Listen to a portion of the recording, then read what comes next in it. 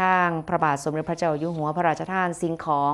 และก็มอบให้กำลังใจแก่กำลังพลที่ได้รับบาดเจ็บจากสถานการณ์ความบ่สงบในพื้นที่ชายแดนไทยกัมพูชาค่ะโดยเมื่อวันที่ 20 ธันวาคม 2568 เวลา9 นาฬิกาพระบาทสมเด็จพระเจ้าอยู่หัวทรงพระกรุณาโปรดเกล้าโปรดกระหม่อมให้นายณรงค์เทพเสนาผู้ว่าราชการจังหวัดอุบลราชธานี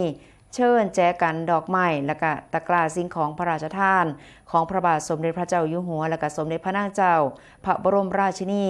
ไปมอบให้แก่กำลังพลที่ได้รับบาดเจ็บจากเหตุการณ์ความบ่สงบในพื้นที่จังหวัดชายแดนไทยกัมพูชา